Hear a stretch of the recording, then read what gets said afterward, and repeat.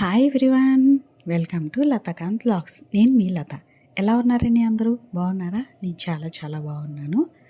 ఇవాళ చాలా సింపుల్ వ్లాగ్తో వచ్చేసానండి. పావు బాజీ చేస్తున్నాను. ఇంట్లో పిల్లలు అడిగారు పావు బాజీ చేయమని. ఈ చలికాలంలో వేడివేడిగా పావు బాజీ చేసుకుంటే చాలా బాగుంటుంది కదా, అది నేను చేసి చూపిస్తున్నానండి.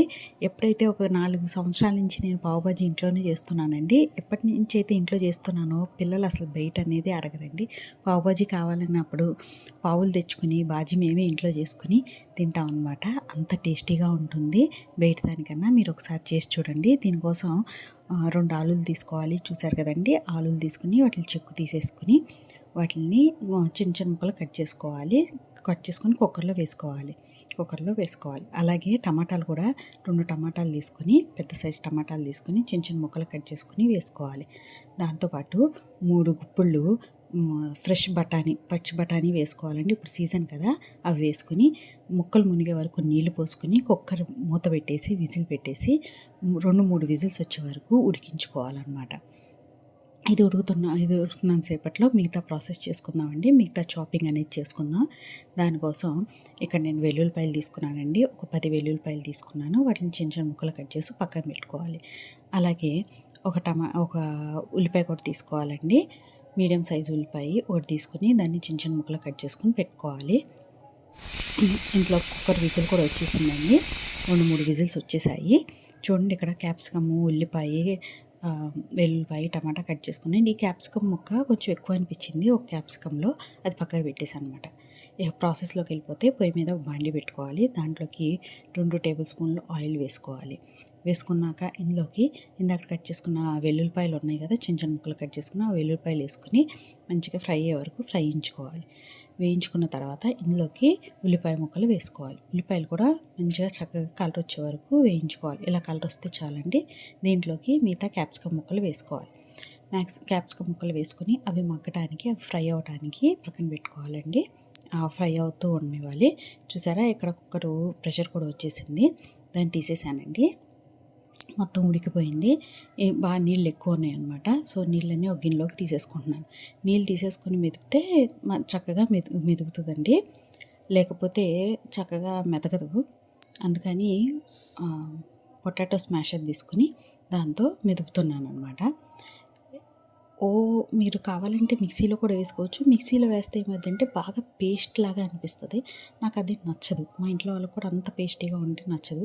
కొంచెం చిన్న చిన్న ముక్కలుగా తగలాలన్నమాట. అందుకని నేను పొటాటో స్మాషర్తోనే స్మాష్ చేస్తాను అనమాట. ఇక్కడ క్యాప్సికమ్ కూడా ఉడికిపోయాయండి. సో దీంట్లోకి టమాటాలు వేసుకున్నాను. టమాటాలు కూడా ఒకసారి మొత్తం అంతా కలిపేసుకుని మగ్గటానికి మూత పెట్టి మగ్గించుకోవాలి.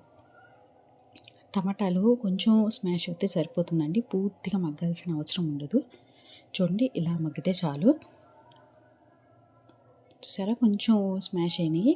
ఇప్పుడు దీంట్లోకి పసుపు, ఉప్పు, కారము, ధనియాల పొడి, 1 టీ స్పూన్ ధనియాల పొడి అనమాట, 1 స్పూన్ కారము, తగినంత ఉప్పు వేసుకొని మొత్తం అంతా కలిసేలా కలుపుకోవాలి. కలుపుకున్న తర్వాత ఇందులోకి పావు భాజీ మసాలా వేసుకోవాలండి. నేను ఇంకా స్టోర్ బాట్ పావు భాజీ మసాలా వేసుకుంటున్నాను. ఎవరెస్ట్ పావు భాజీ మసాలా టేస్ట్ చాలా బాగుంటుంది, ఎవరెస్ట్ వాళ్ళది. ఇదేమీ ప్రమోషన్ కాదండి, జస్ట్ నేను నా ఎక్స్పీరియన్స్తో నేను చెప్తున్నాను అనమాట. ఇది చాలా బాగుంటుంది. పావు భాజీ మసాలా ఒక 2 టీ స్పూన్స్ ఫుల్గా వేసుకోవాలండి. నేను తీసుకున్న క్వాంటిటీకి సరిపోతుంది అనమాట.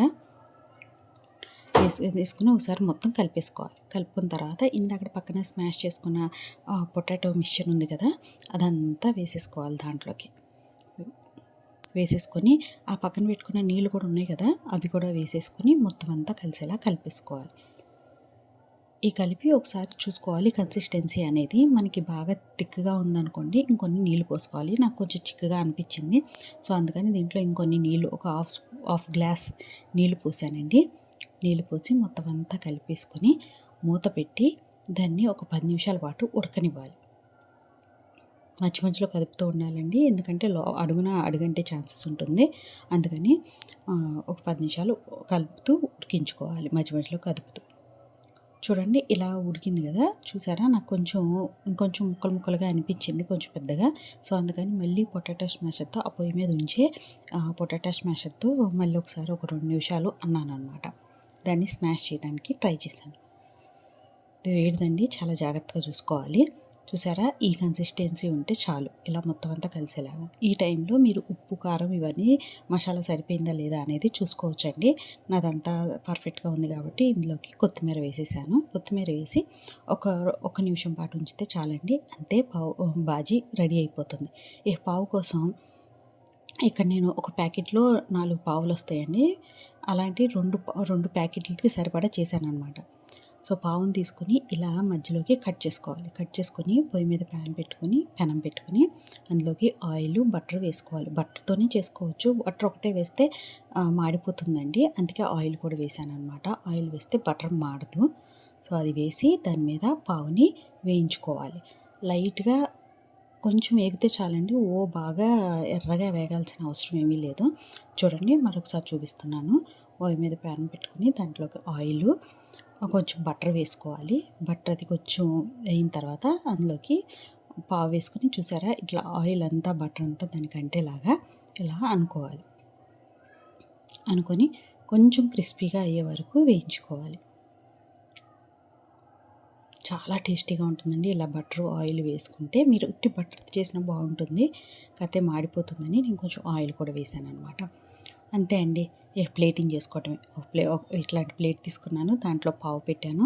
ఉల్లిపాయలు, కొంచెం కొత్తిమీర వేసుకున్నాను. ఇక పావు వేసుకుంటున్నాను. బాజీ పెట్టుకుంటున్నాను అనమాట. బాజీ అనేది పెద్ద దాంట్లో పెట్టుకున్నానండి. ఎందుకంటే కూర ఎక్కువ వెళ్తుందని. దానిపైన కొంచెం బటర్ వేస్తే అంతే అండి. ఎంతో టేస్టీగా, యమ్మీగా హాట్ పావు బాజీ రెడీ. మీకు ఈ వీడియో నచ్చితే లైక్ చేయండి, షేర్ చేయండి, సబ్స్క్రైబ్ చేసుకోండి. మరొక వీడియోతో మళ్ళీ కలుసుకుందాం. బాయ్.